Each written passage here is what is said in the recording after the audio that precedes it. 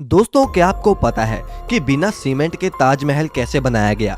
जबकि आज तक तो बड़ी बड़ी बिल्डिंग्स और पुल वगैरह सीमेंट से ही बनते हैं और 100 सालों तक खड़े रहते हैं, लेकिन ताजमहल तो बिना सीमेंट के बनाया गया है।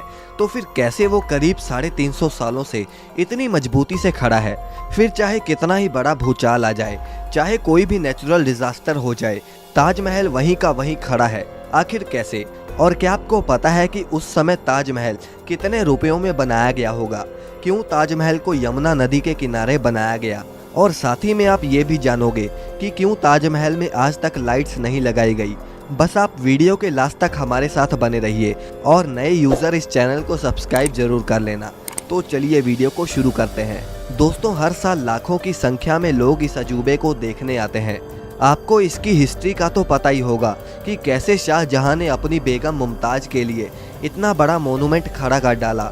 उन्होंने अपने प्यार को मुमताज की मौत के बाद एक्सप्रेस किया था। लेकिन दोस्तों, ये बिना सीमेंट के आखिर इतना बड़ा मोनूमेंट खड़ा कैसे हो गया?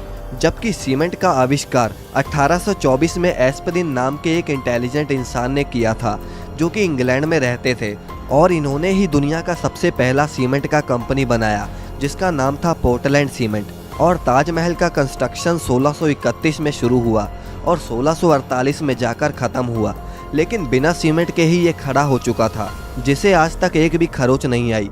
दरअसल सीमेंट के इन्वेंशन से पहले आर्किटेक्ट एक खास तरह के पेस्ट का इस्तेमाल करते थे, जिसमें बहुत अजीब अजीब चीज़ें होती थी। और अगर ताजमहल के कंस्ट्रक्शन की बात करें तो इसमें बहुत सारे सेमी प्रीशियस स्टोन्स जैसे कि अकीक, येमेनाइट, फिरोज़ा, लजवाड, मूंगा, सुलेमानी, लहसानिया, तमरा, ये सब पत्थर यूज़ होते थे, जो कि बहुत ही रेयर स्टोन्स थे। और ये उस समय Russia, Rajasthan, Uzbekistan, Iran, Israel, इन सब तरह के दुनिया भर के अलग अलग देशों से मंगाए गए थे। इसमें कुछ अल्ट्रा रेयर स्टोन्स भी यूज़ हुए थे, जैसे कि तिलाई, पाई-जहार, अजूबा, नखोड़, जो कि इतने रेयर हैं कि पता नहीं शाहजहां ने इन्हें कैसे अरेंज किया होगा। लेकिन जो भी उन्होंने किया वो तो एक काबिलिय तारीफ़ है। और तो और जो सीक्रेट पेस्ट ताजमहल को बनाने में इस्तेमाल होता था, उसमें गुड़, बतासा, बेलगरी का पानी जैसी और भी बहुत सारी चीज़ों को डालकर पेस्ट बनाया जाता था।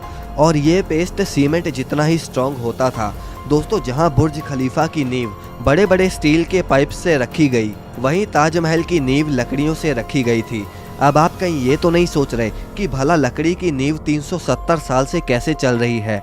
दरअसल इसमें सबसे बड़ा रोल यमुना नदी का है। यमुना सिर्फ ताजमहल को अच्छा व्यू ही नहीं देती, बल्कि अगर यमुना नदी ना रहे तो ताजमहल गिर भी सकता है। इसमें होता यह है कि पहले के इंटेलिजेंट लोगों ने इसमें ऐसी लकड़ी का इस्तेमाल किया जिसमें चाहे जितना भी पानी लगता रहे, वो लकड़ियाँ और भी स्ट्रॉन्ग होती चली जाएंगी, वरना बाकी लकड़ियाँ नमी की वजह से ख़राब हो जाती हैं। और यही वजह है कि ताजमहल के खड़ा रहने में यमुना नदी का बहुत बड़ा हाथ है।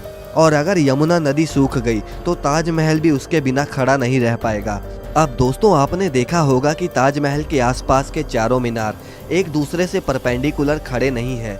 मतलब ये कि वो स्ट्रेट नहीं खड़े हैं, और ऐसा भी जानबूझकर किया गया था। दरअसल ऐसा इसलिए किया गया कि अगर कभी जोर का भूकंप आता भी है तो वो चारों मीनार ताजमहल से दूर गिर जाएं, और इस तरह भूकंप के झटके ताजमहल तक पहुंचने से पहले इन मीनारों में ही ऑब्जर्व हो जाएं, और इस तरह इस पर भूकंप का भी कोई असर नहीं होगा और वो सुरक्षित बच जाएगी। अब दोस्तों, बात करते हैं कि ताजमहल को आखिर उस समय बनाने में कितना खर्चा आया होगा। आप जानते हैं कि उस समय 1 रुपए की कीमत भी बहुत ज़्यादा होती थी, और अगर इन्फ्लेशन के हिसाब से देखें तो आज ताजमहल की कॉस्ट आती है अप्रॉक्स 1 से लेकर 2 बिलियन डॉलर्स, यानी करीब 8,000 करोड़ से लेकर 10,000 करोड़ तक इस मोनूमेंट को बनाने में खर्चा हुआ है। अब दोस्तों, ताजमहल में लाइट क्यों नहीं लगाई गई, क्या आप जानते हैं? दरअसल ताजमहल का सफ़ेद रंग लाइट को सबसे ज़्यादा रिफ्लेक्ट करता है, और इसीलिए अगर रात के समय ताजमहल पर लाइट्स लगा दी गई तो ताजमहल के पत्थर लाइट को रिफ्लेक्ट करेंगे, और साथ ही में ताजमहल भी काफ़ी ज़्यादा चमकेगा, जिससे आसपास के कीड़े मकोड़े उस पर आके चिपकेंगे और ताजमहल के पत्थर को भी नुकसान पहुंचाएंगे। और यही वजह है कि आज तक ताजमहल पर लाइट्स नहीं लगी। दोस्तों, वीडियो अगर पसंद आए तो इसे लाइक करके चैनल को सब्सक्राइब करना ना भूलें।